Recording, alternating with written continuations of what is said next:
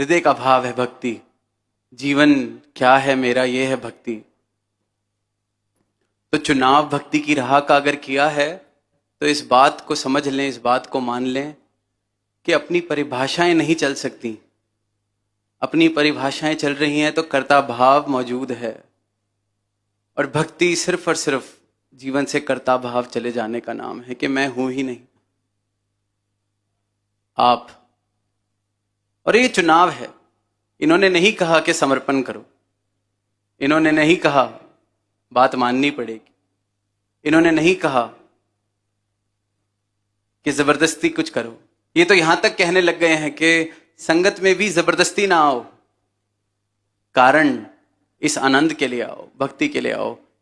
और साथ साथ ये भी कह रहे हैं कि संगत मत छोड़ो, संगत करनी बड़ी। जीवन अगर आनंद वाला चाहिए तो संगत जरूर करते जाओ, संगत ना छोड़ो। पर साथ साथ ये भी कह रहे हैं कि जबरदस्ती मत आओ। जोर जबरदस्ती का तो सौदा भक्ति है ही नहीं, प्रेम का सौदा है। प्रेम में जोर जबरदस्ती नहीं होती। और जिससे अगर हम जोर जबरदस्ती के रिश्ते को प्रेम कह रहे हैं तो फिर तो प्रेम क्या है ये बात ही नहीं समझ आई।